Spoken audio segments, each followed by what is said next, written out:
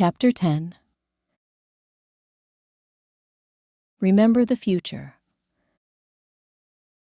The mind is everything. What you think you become. Buddha.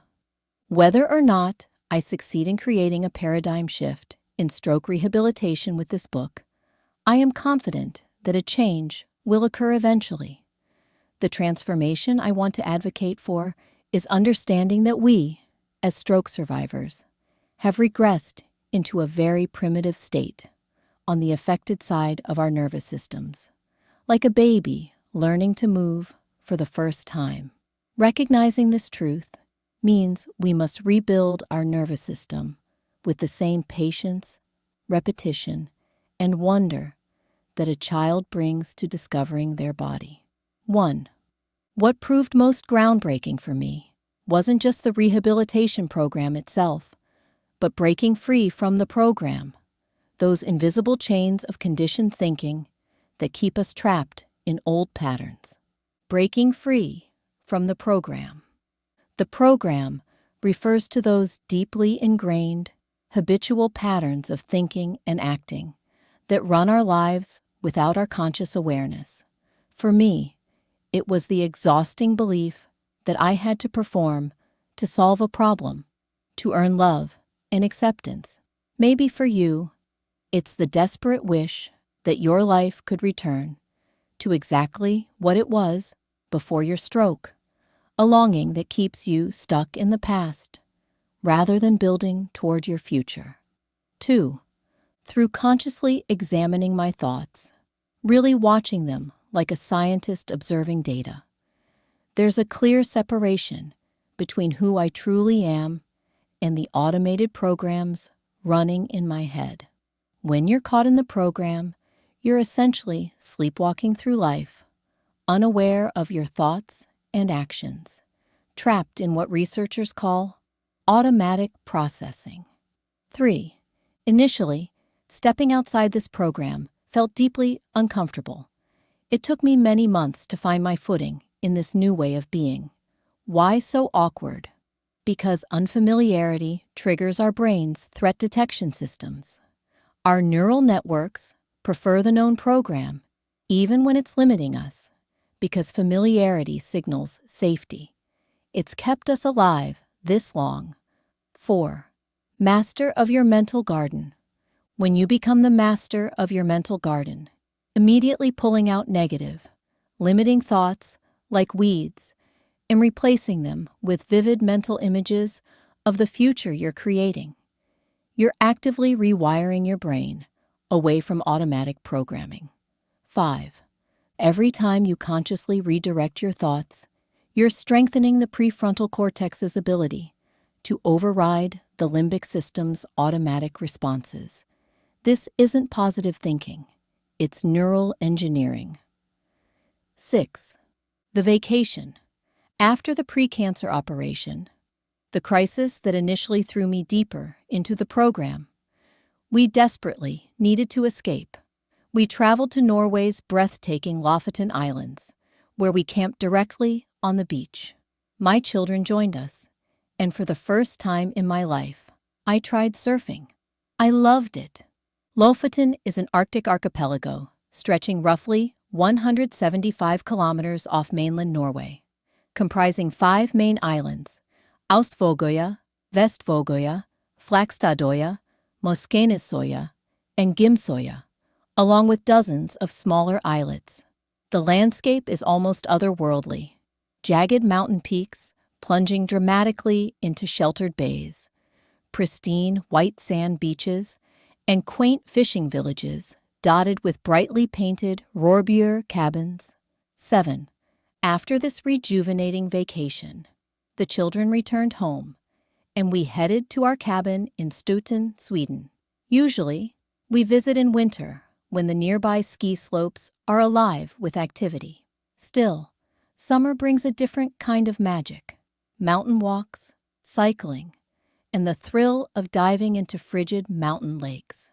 It was precisely after one of these polar plunges that the incident occurred.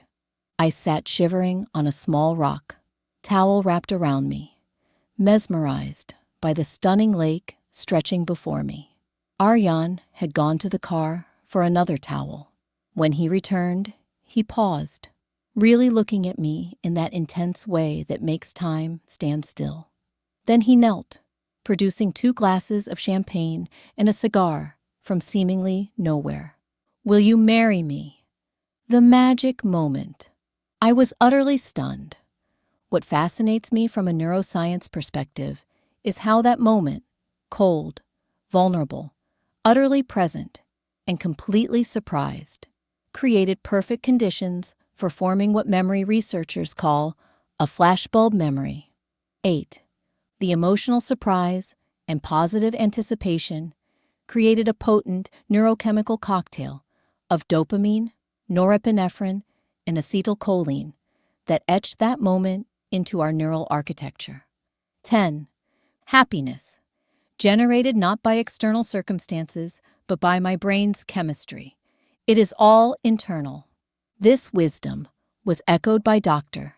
Andrew Huberman, the Stanford neuroscientist whose podcast has become my constant companion. As an associate professor of neurobiology and ophthalmology at Stanford University School of Medicine, with courtesy appointments in psychiatry and behavioral sciences, Huberman bridges the gap between complex neuroscience and practical application. 11. He explains, "The most profound insight ever shared with me came from an extremely skilled psychoanalyst. And it's so elegantly simple, yet fundamental to understanding yourself. It is all internal. If you finish a marathon in first place, nobody comes along and drips dopamine in your ear. You self-generate that. Everything meaningful happens inside. It is all about your internal representation. This doesn't mean there aren't genuinely good and bad events in life. But the crucial point is this. If you set your next milestone just outside your comfort zone and you reach it, if you allow yourself a moment to truly register that victory, you generate the energy to set the next milestone. That energy is dopamine converted into epinephrine. 12. This internal locus of control isn't just a philosophical concept. It's neurologically measurable. Brain imaging studies consistently show that people who maintain agency over their recovery, who believe they can influence their outcomes, demonstrate increased activity in brain regions associated with motivation and goal-directed behavior, particularly in the anterior cingulate cortex. 13. Winners and losers. To quote Dr. Huberman again, there are 2 kinds of people, winners and losers. The losers take everything that hurts and goes wrong, and they wallow in it, dwell on it, and use it destructively. The winners feel the pain just as deeply, but they transmute it. They transform that suffering to make themselves and the world better. 14. This transformation isn't about toxic positivity or denying pain. It's about alchemical change, transforming the raw material of suffering into wisdom, strength, and compassion. Winners don't avoid setbacks. They metabolize them into growth, fostering resilience that ripples outward to inspire others. The choice is always yours. Moving from program-driven to consciously directed living isn't just metaphorical.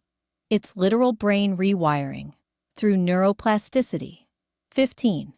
Every single time you choose growth over comfort, practice gratitude over complaint, focus on possibilities over limitations, help others despite your struggles, take action despite fear, you're strengthening neural pathways that support resilience, optimism, and continued growth. You're sculpting your brain to become the person you are. 16. The anterior cingulate cortex, your brain's willpower center, grows stronger with each conscious choice. 17. At any moment, with any decision, you can begin to change the trajectory of your life and recovery. The only question remaining is, do you remember the future? Your brain is already building it. P.S. I said yes.